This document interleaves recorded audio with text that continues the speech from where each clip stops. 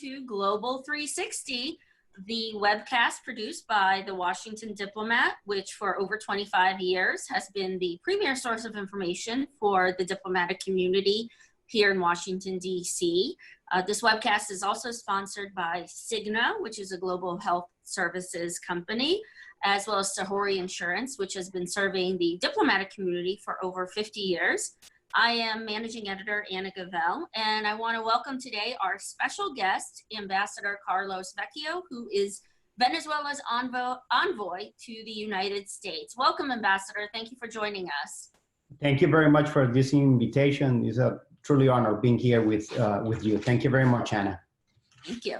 So this webcast actually comes in the midst of a somewhat inauspicious anniversary today, depending on how you look at the calendar.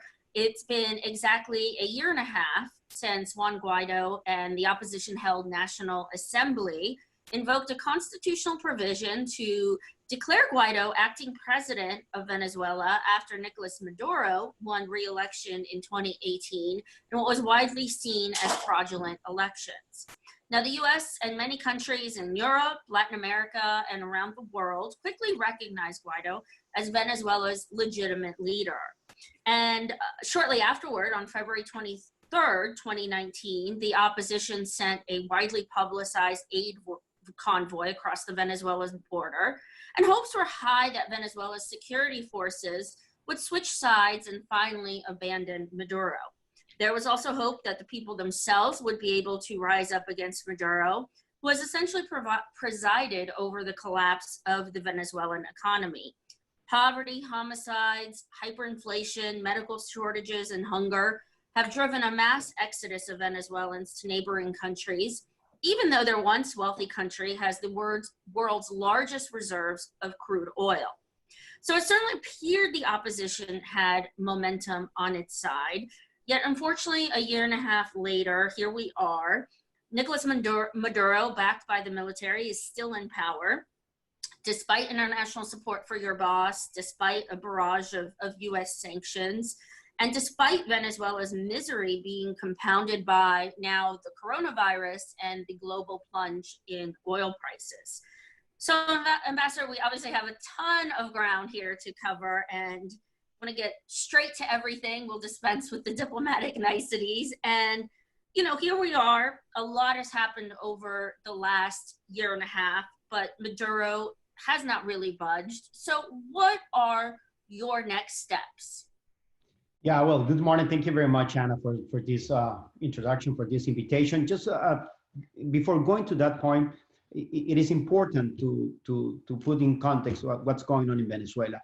We as an interim government, we have like a main goal, which is, you know, the restoration of democracy in Venezuela. We are fighting against a regime which is controlling the territory and to put it in some way, the former government. So our main objective is how we can mobilize the people inside of Venezuela in order to have a full control of the government, to conduct a peaceful transition in Venezuela, to address the humanitarian crisis, and of course, call for a free and fair election. So we are in a unique situation. Although have been fully recognized by the US government, we are that situation in which we are an interim government fighting with a regime inside of Venezuela in order to have, you know, full control of the government to resolve our crisis. So this is our situation. And as you said, has not been easy. We are not confronting a classical dictatorship. And I think we underestimated the real nature of this regime. And that's why Maduro is still in power. This is a criminal organization in power. We haven't seen this in Latin America, never. I mean, this is the first time that a group of I would say, criminal gangs is in power, controlling a territory, and they do whatever they can do in order to preserve the power. If they have to kill, they do it. They have done it, and they have persecuted, you know, the National Assembly, which is the only elected democratic institution left in Venezuela that we control. They have persecuted actually the interim president of Venezuela.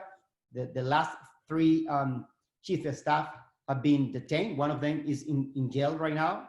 Other one is in exile, and the other one is in hiding right now in Venezuela.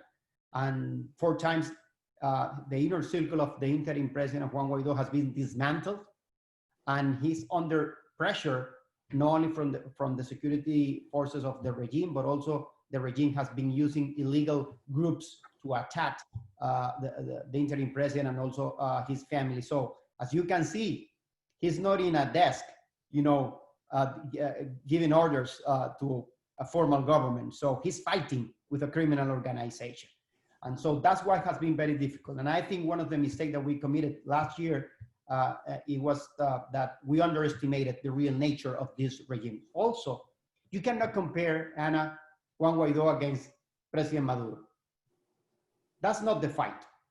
Again, this is a criminal organization. We are fighting with democratic tools. But in addition, Maduro regime has been supported by foreign countries, mainly Cuba, Russia, now Iran. It's not that easy to do that fight alone. That's why we have been requesting the support of the international community, because we alone, we cannot conduct that transition in Venezuela. So the challenge that we have ahead is, one, preserving, as we have done it, the National Assembly. The regime tried to control the National Assembly at the beginning of this year. They couldn't. They have persecuted more than 30 congressmen of the National Assembly. Okay, 30 of them are in exile, 4 of them are in jail right now, and they are trying to chase all the members of the National Assembly. Second, we need to preserve the unity among all different political forces in Venezuela. Okay, this is a key element for us. 4, in the midst of this pandemic, we need to find creative ways to increase the level of pressure inside of Venezuela. And I would say, Ana, this is the most challenging element of the equation. How we can increase, with this tragedy that we are facing, more pressure inside of Venezuela. 4, we need to preserve, as we have done as well, the leadership of Juan Guaidó. Juan Guaidó, until today, he's the most popular person in Venezuela. If you have a transparent and a free election right now in Venezuela, he will be elected president. But we see Juan Guaidó, the interim president, as a mechanism to put pressure to achieve democracy and freedom again. So, and these are, in my view, the main challenges that we have internally. It won't be impossible to have a transition in Venezuela without, having internal pressure in Venezuela. And in that way, the pressure from the international community will be more effective. So this is what we plan to do. This is what we want to do in the months to come. And finally, it is important also to mention that even though Maduro is in power, Ana, he's not governing Venezuela. He's not governing Venezuela. Who's governing? He's surviving in power. He's surviving in power. He's not able to resolve any problem of the Venezuelans. Instead, while he remains in power, the tragedy will be even worse. So we need to keep that in mind also. So that's the complexity of our situation in Venezuela. It's not that easy. It's a unique situation. Latin America hasn't seen this before, and we are doing whatever we can do in order to restore freedom in our country. So I want to thank you, Ambassador, for that comprehensive overview. But you touched on Juan Guaido's popularity, but his approval ratings have gone down. And there is, obviously protests were much larger a year and a half ago and over the span of a year. They have dwindled both because of security crackdowns, but also kind of a protest fatigue with people just attempting to survive. But, there's also a frustration that the opposition has overpromised a democratic revolution that has not yet materialized. I mean, how do you respond to criticism that, the opposition is weakened and is no longer strong enough to basically oust Maduro? No, I share with you, Ana, that there is a frustration, of course. As I said to you, I think we made some mistakes, and we need to recognize that. I have mentioned one, which is we underestimated the real nature of the regime. So we were not facing a classical dictatorship. We understand now we are facing a criminal organization in power. And the other one, you just mentioned that one, which is we didn't manage well the expectation of the people.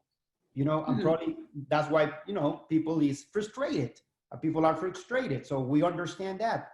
So, and again, we of course, at the end of the year, we had, you know, low demonstrations, so they were not as strong as before. However, we gained momentum again at the beginning of the year when they tried to assault the National Assembly. We preserve it. Then we have an international tour with President Juan Guaidó to Colombia and also to the, important countries in Europe. And we've finished that international tour here in the US, and we gained momentum again.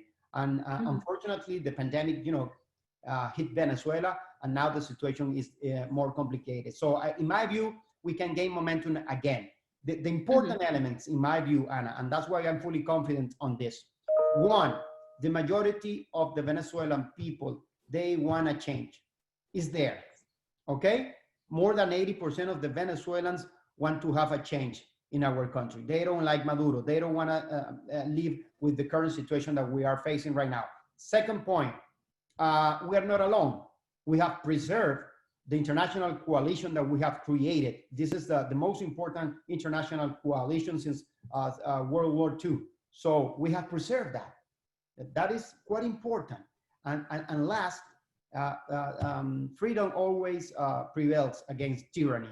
So although we are not in the best moment, we need to recognize that. I think we have enough elements in our hand to say that we can gain momentum and force for a transition in our country. Because at the same time, as I said, Maduro also is not in a well position. He's not the same Maduro that we had, you know, a year and a half ago. As I said to you, he's not governing, he's surviving, and he's not able to resolve any problem of the Venezuela. And this is a matter of time. And that's why we need, as a challenge, preserve the unity, preserve the leadership of Juan Guaidó, preserve all the unification of all sectors of the civil society inside of our country, and resist this regime, which is a criminal regime. So now, you mentioned Maduro, but you know, a primary reason that most experts agree that he has stayed has been the backing of the military. And that in and of itself is a very complicated issue. You know, obviously, Maduro and Hugo Chavez before him very shrewdly gave a lot of military leadership, very lucrative contracts among Venezuela's business interests. And now obviously these officers have a lot to lose if a new government comes to power, especially one that makes tackling corruption a priority. So now I know your boss has pledged amnesty for soldiers and discussed having a place for senior military officials in any new government. But realistically speaking, you know, how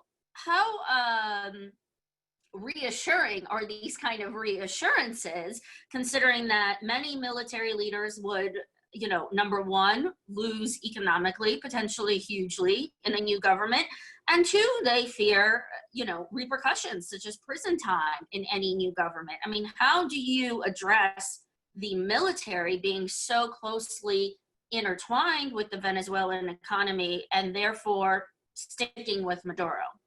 No, I totally agree with you, Anna. This is a key element for a peaceful transition in our country.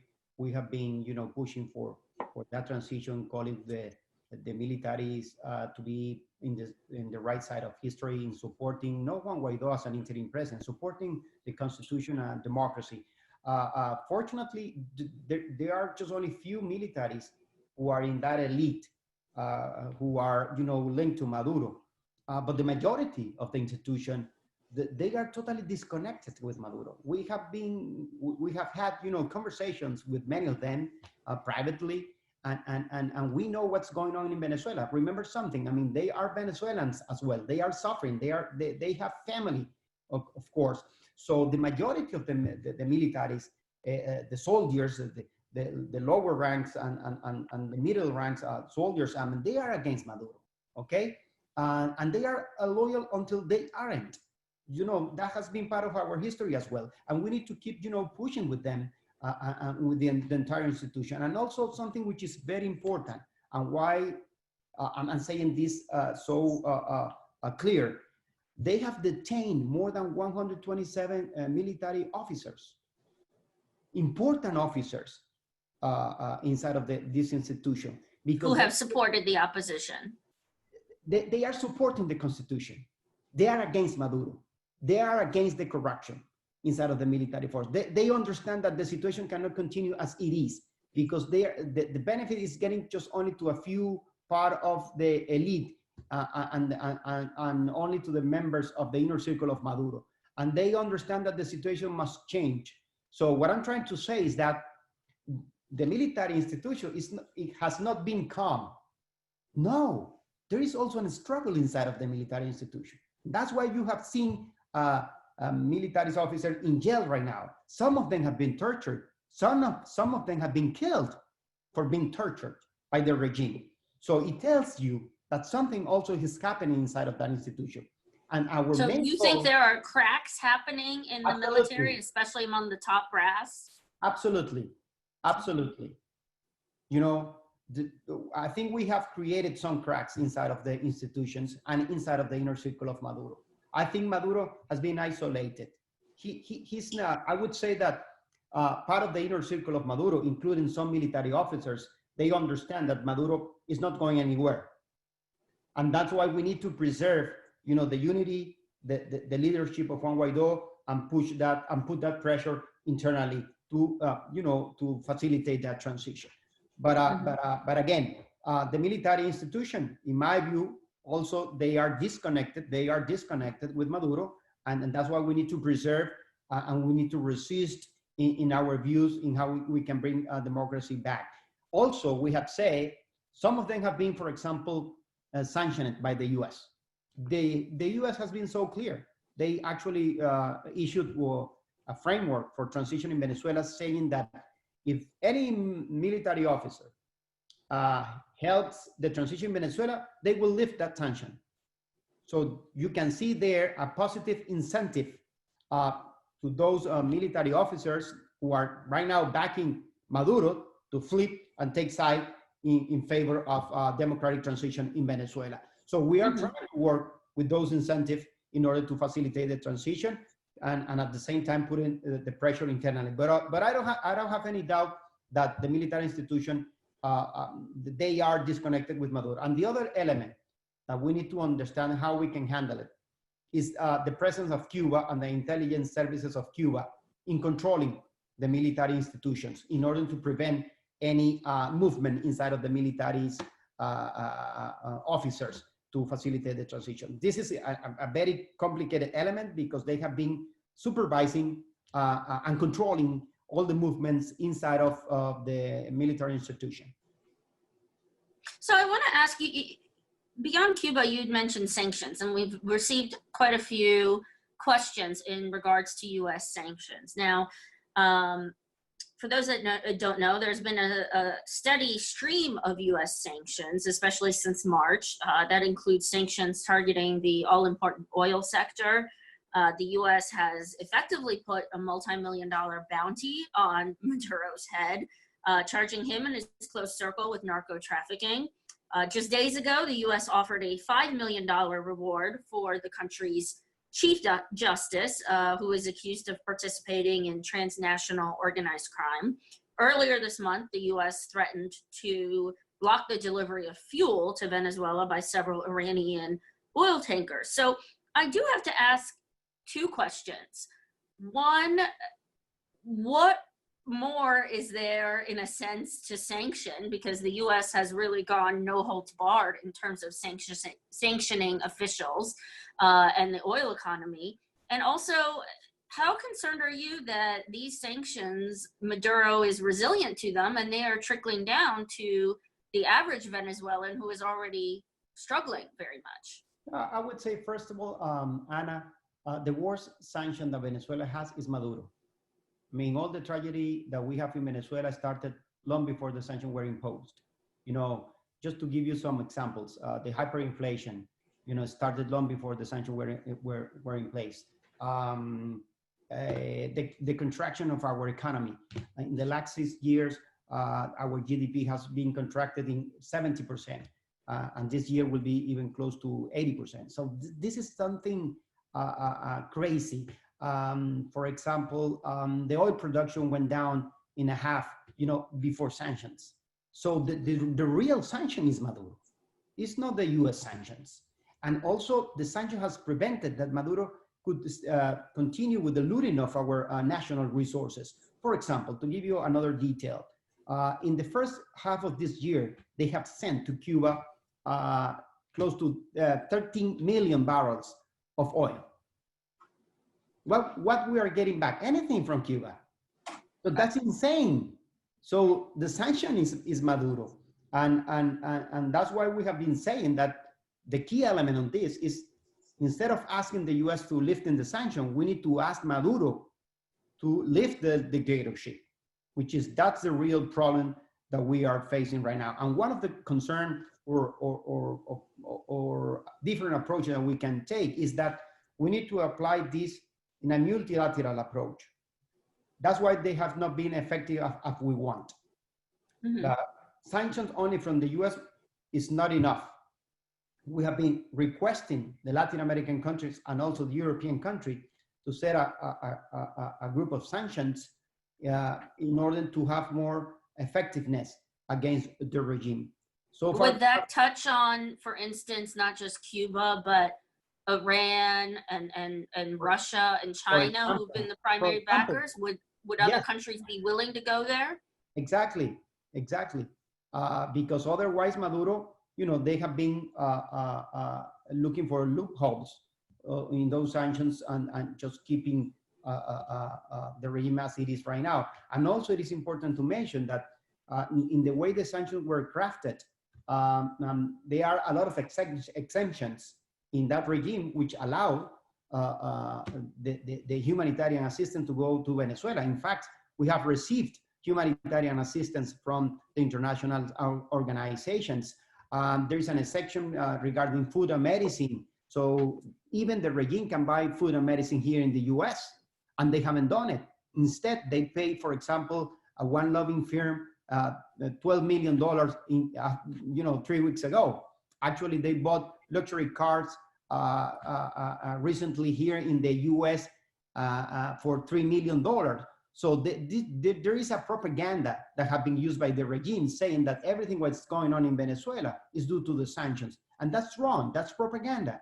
So the humanitarian disaster and our tragedy just started long before the sanctions. You can lift the sanctions, Anna, today, and the situation will continue as it is right now.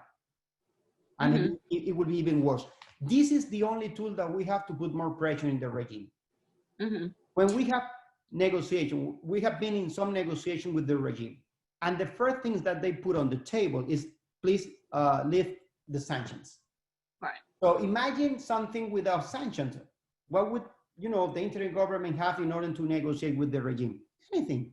So this is an important tool, which is putting more pressure not only against Maduro, also against the inner circle of Maduro and some countries who have been supporting Maduro. That's the only way to push for a transition. And also, and let me mention this, Anna, sanctions are there because of Maduro, because the international community has said very clear, the US also, if you release political prisoners, we can lift sanctions.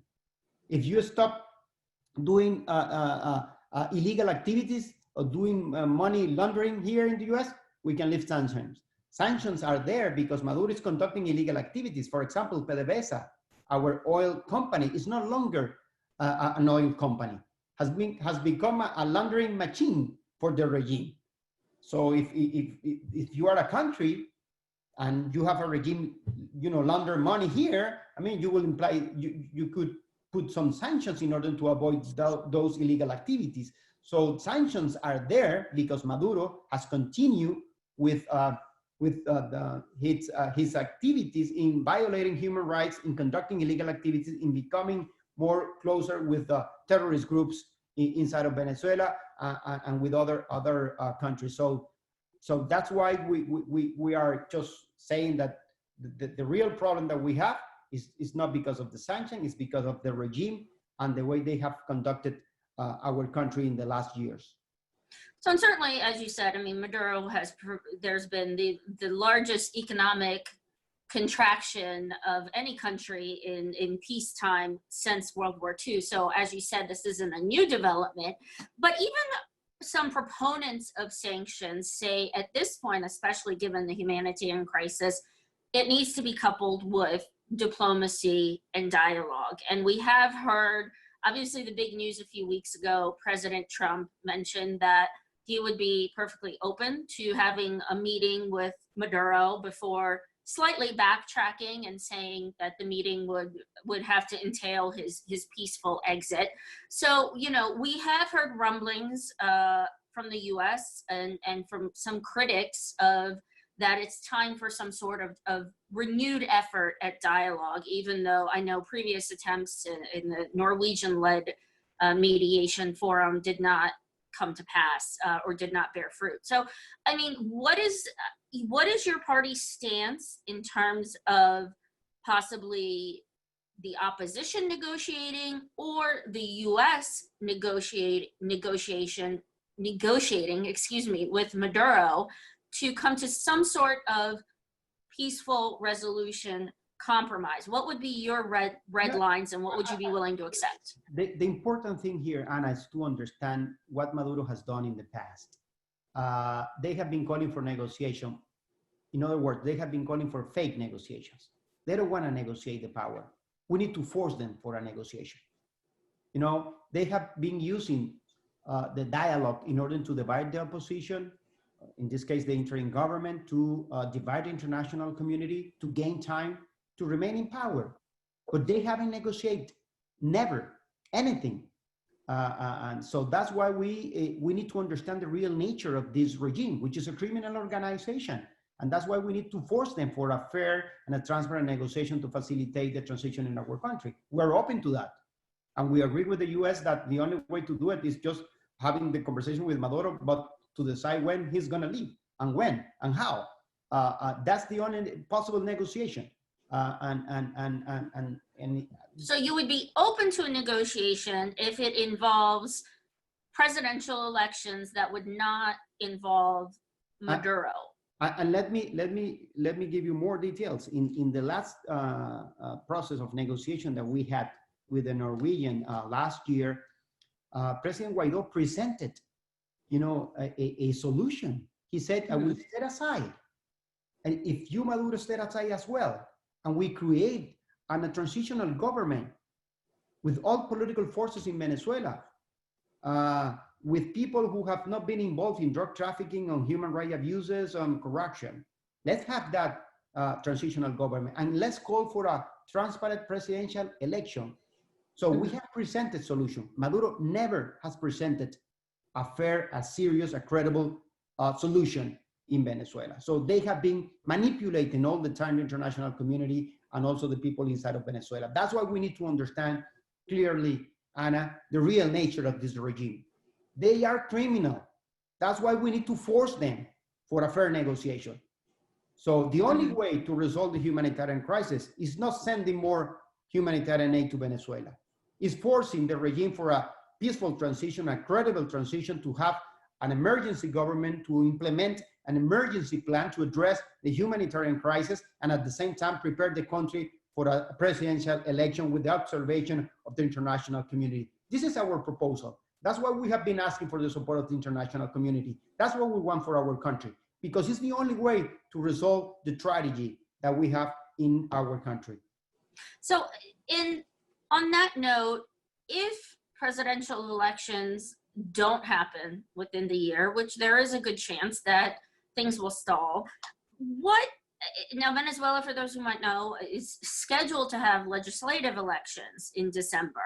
So far their boss has called on the opposition to boycott those elections. And there have been some members of who have supported the opposition parties who have said, let's at least participate. Let's not stand back and have Maduro cruise to victory, even though obviously there are concerns, legitimate concerns, that this will be another rigged election. I mean, what is the stance and what is the argument of completely boycotting the elections, legislative elections in December? Yeah, that's an important element, Anna. Yeah, as you said, Maduro has called for a parliamentarian election by the end of this year. What we have to say first is that that is not an election. That's another fake election. Mm-hmm. We had one in 2018, as I said, a presidential fake election. That doesn't resolve the Venezuelan problem, didn't resolve the Venezuelan problem. Then Maduro created another election in 2017 to create this constituency assembly, which was another fake election that we did not recognize and the international community didn't recognize as well. And now he's calling for another one. I will ask you, would that fake election resolve the Venezuelan problem? No, it will deepen the crisis. That's the big problem. And it is important to mention the following. They appointed recently a new electoral branch or electoral committee directly using the Supreme Court controlled by Maduro. So we don't have an independent electoral branch in Venezuela. Second, they took over all political parties in Venezuela. So my political party doesn't belong now to us, doesn't belong to President Juan Guaidó, belong to a group of people selected by the regime. And they did that against all the main political parties in Venezuela. Third, there is no international observation. Nobody wants to go to Venezuela because they are not complying with regular rules or general rules who are implemented by democratic countries. They didn't open the electoral registry for the Venezuelans who are outside of Venezuela. More than 5 billion Venezuela are outside of Venezuela. And of course, if you look inside of Venezuela, the censorship doesn't allow us to be in the media in our country. For example, interim President Juan Guaidó does not appear in national television in Venezuela, doesn't have the opportunity to be in radio in Venezuela. So how you can have a fair and transparent election with those conditions? What we are asking is the conditions that democratic countries are having in anywhere, and that's the only way that we can have a solution in Venezuela. So it's the key message is here that we don't have a election in Venezuela. This is another fake election that will deepen the crisis. And what we are saying is that this will not resolve the problem. What we are presenting as a solution, and that's why we are calling the Venezuelans to support us, is having an emergency government to address the tragedy that we are facing, not only the humanitarian crisis, but now the effects of the pandemic, and then call for a presidential election, which at the end of the day will resolve the Venezuelan problems. Mm-hmm.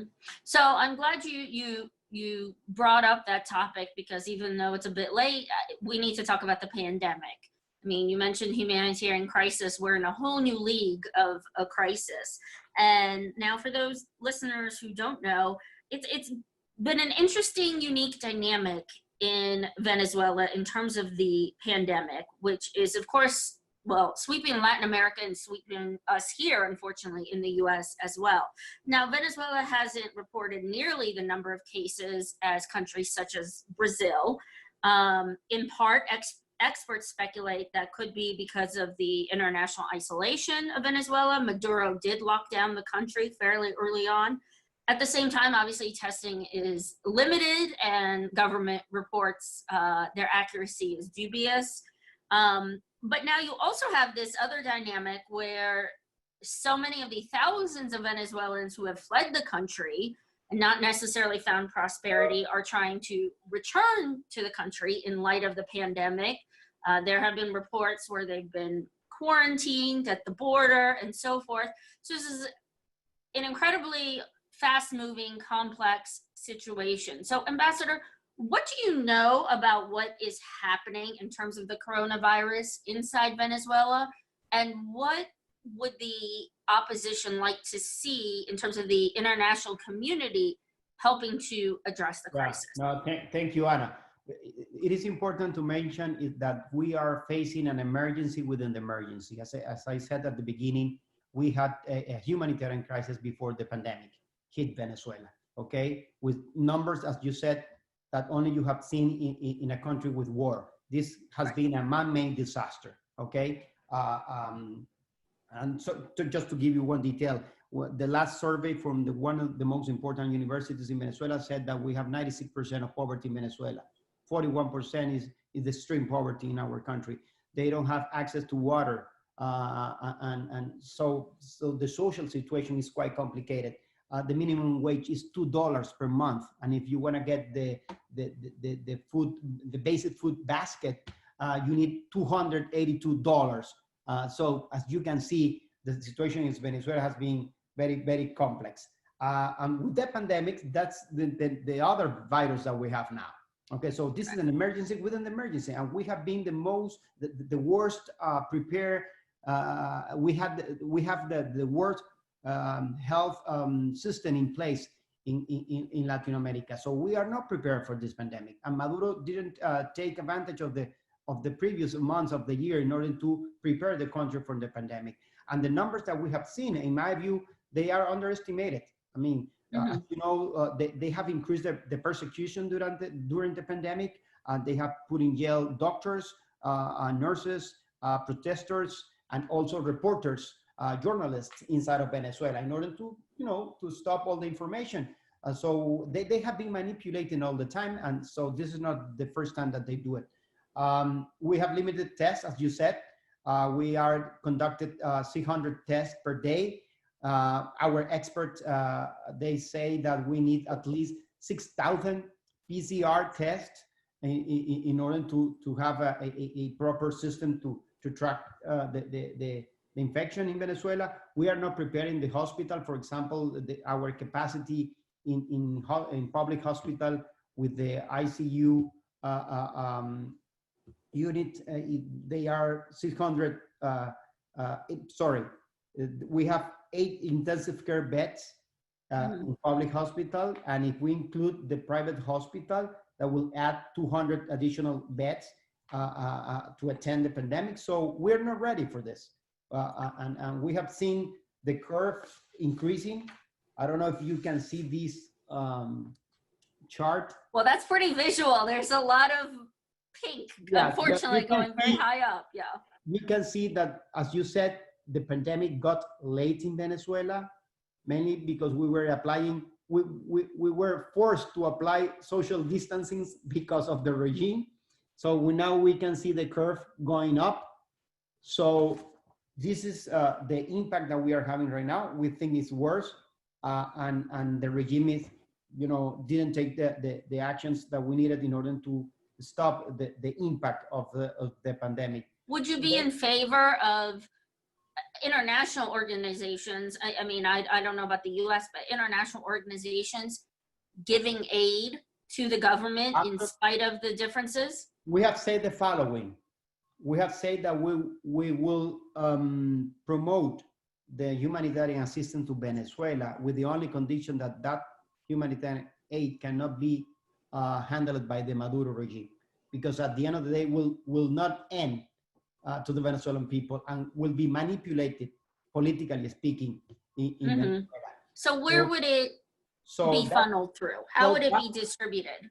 No, for example, we have been working with the Pan American office from the UN and all the international organizations such as Red Cross to handle this situation internally in Venezuela. Actually, we unlocked some funds from the Venezuelan here in the US, and we are granting to the Pan American office and to the Red Cross close to $20 million to provide with PPE to the doctors and nurses inside of Venezuela and to help them to be protected to attend the pandemic. And this has been donated by us, by the interim government. We have limited resources, and we are using those resources to support the international organization to provide humanitarian assistance at this moment to the health workers. And also, we are using those resources to give $100 per month to all health workers for a period of 3 months. And that will be implemented at the end of this month. We haven't done that. And again, remember something, $100 could, mean anything. But when you have a minimum wage of $2, $100 for a health worker is a lot of money in Venezuela. So as you can see, we have limited resources, but at least we are using those resources and working with the international organization to support of the people of Venezuela during the pandemic. And also we have promoted with the international community, international support. We supported a conference donor in Brussels like a month ago. They collected close to $2 billion to support the people of Venezuela in humanitarian aid. And at the same time, we have been working with the US government to provide humanitarian assistance to Venezuela, not only inside of Venezuela, but also to the refugees who are across the country, who are across the region.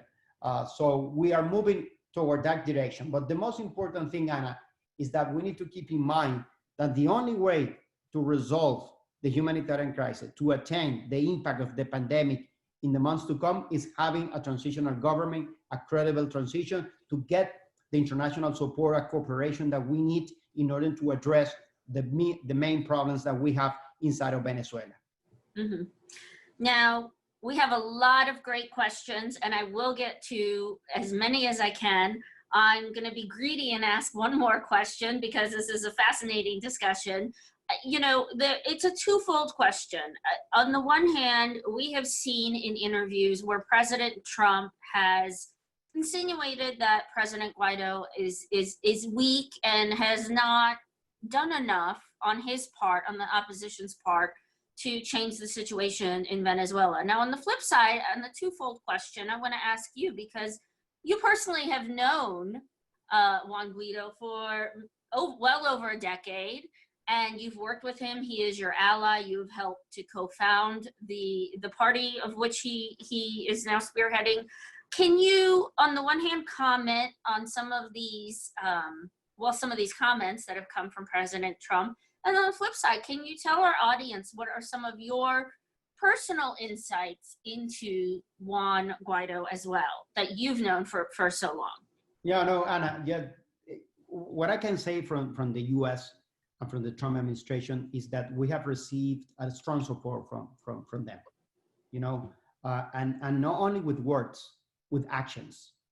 As you have said, they have implemented, sanctions against the regime. They have supported us. They have recognized us as an interim government of Venezuela, and they have implemented also actions against Maduro directly, indicting Maduro as a narco trafficker, and also implementing an anti-narcotic operation in the Caribbean in order to stop the illegal drug trafficking from Venezuela to the US. So they have implemented actions, not only words. But let me tell you a personal experience that I have with President Trump and this administration. President Trump invited President Juan Guaidó to the State of the Union this year. And he wanted to have that, in a private manner. He wanted to have, a surprise to the entire international community. I don't know if you remember that event. I mean, he recognized that not only the courage of interim President Juan Guaidó, but the courage of the people of Venezuela. And he received a standing ovation that night. And I would say that we are getting the support not only from the Trump administration, we are getting the support also from the US Congress, from both political parties, Republicans and Democrats. And that tells you the greatness of this nation. In my view, the Venezuelan cause has been the only bipartisan cause in the US. And that's in part because of the courage of the Venezuelan people, including the courage of President Guaidó. But besides that, presence in the State of the Union, President Trump invited President Guaidó to the White House. And I was there in a private meeting. And he said to us before starting the meeting, to all the inner circle of President and Trump, he said to them, let me recognize something before going forward with the meeting. I want to recognize before you your courage, your passion to defend democracy and freedom, and that's why we are supporting you. So what we have, Anna, is facts.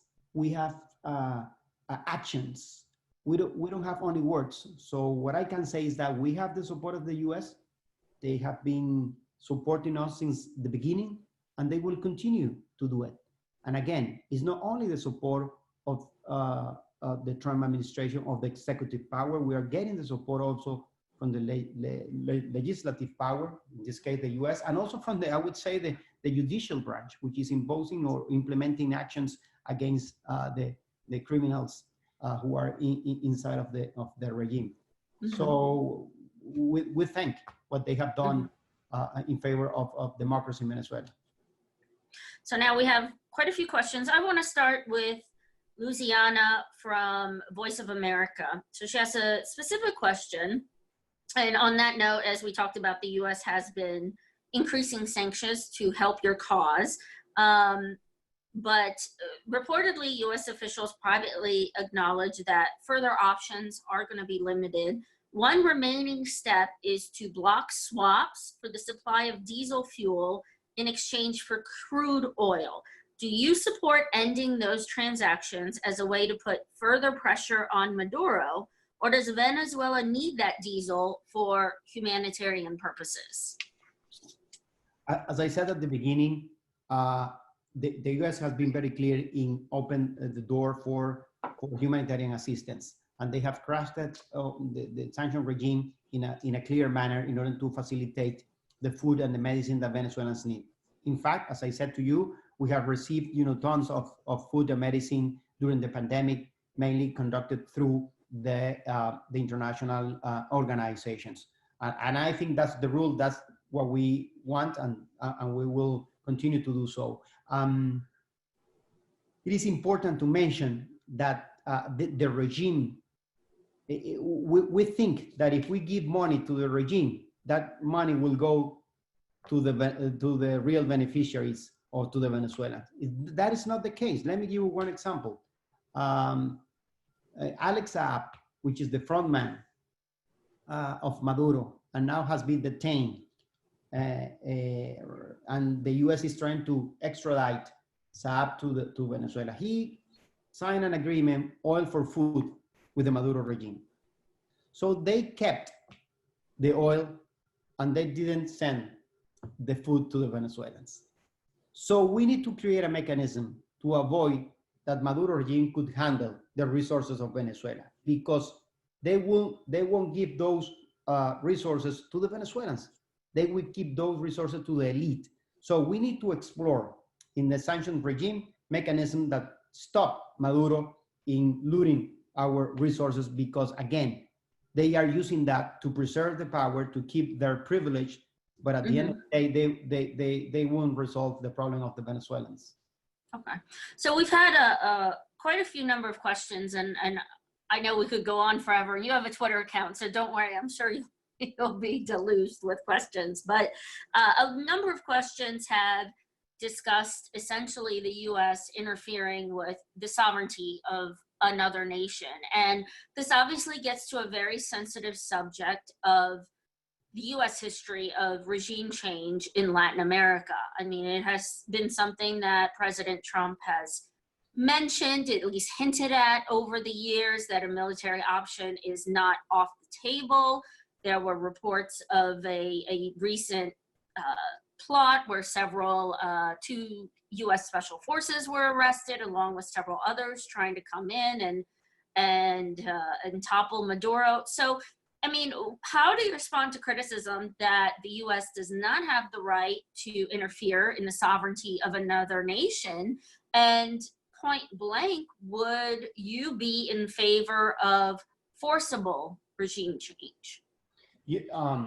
Anna, the first thing that we have to say is that we have already an intervention inside of Venezuela, but from Cuba, from Russia, from Iran. They are in Venezuela. They are controlling the Maduro regime, and they are getting benefits from our resources. As I said, Cuba is receiving, at least in the half of this year, more than $300 million from Maduro. And Russia as well is getting benefit from our resources, and they are inside of Venezuela, and they are controlling our army. They are controlling our people. Cuba has exported the know-how in how to repress the people of Venezuela. So we have been invited. So we need a liberation of Venezuela. And also, it is important to mention that this is a Venezuelan fight, which is led by Juan Guaidó as an interim president of Venezuela. So this fight is inside of Venezuela, conducted by Venezuelans, and have been moved by interim president Juan Guaidó. And what we have been asking to the international community is supporting us, because we cannot do it alone, as I said, because we are dealing with a criminal organization which is supported by foreign governments or foreign countries such as Cuba and Russia. So we don't see it that way. We are leading this process as a Venezuelan. They are risking their life every single day inside of Venezuela. So this is a Venezuelan fight. And we did it in our independence process. We were fighting inside of Venezuela, and we could get the support. We got the support of some international foreign countries. So that's what we are asking to the international community. And we have been very clear, Anna. We would like to have a peaceful transition in Venezuela. We have been forcing for that. We have presented political solutions, real and credible political solutions. The regime not. And we are open to explore the responsibility to protect in order to facilitate a transition in Venezuela. And following those principles, because we have the moral obligation to protect the people of Venezuela if you have a regime which is willing to kill our people.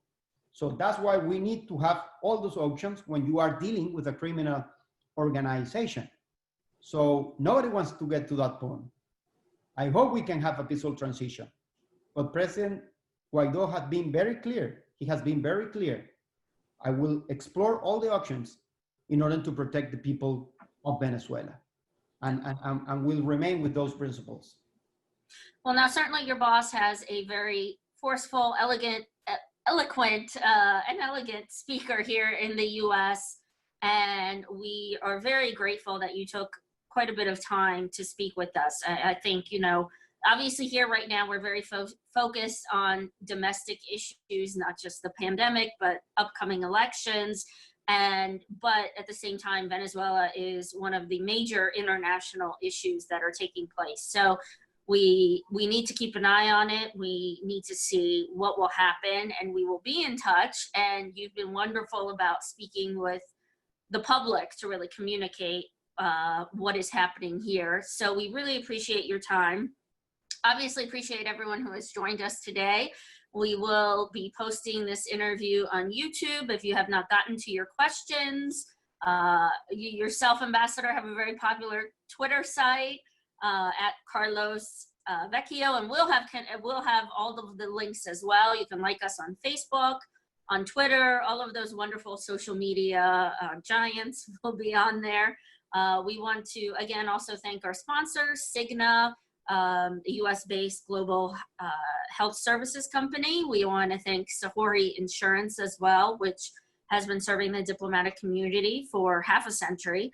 And again, thank you so much, Ambassador. That was incredibly detailed and informative on an incredibly important development that is still taking place day by day in the world. So we really appreciate you taking this much time to speak with us. Thank you very much for this opportunity. I really appreciate it. Thanks. Wonderful. Well, and thank you again, everybody. And please stay tuned. We will have other webcasts. The world will keep going on, and there'll be many important developments. So thank you again, everyone, and take care. Be safe.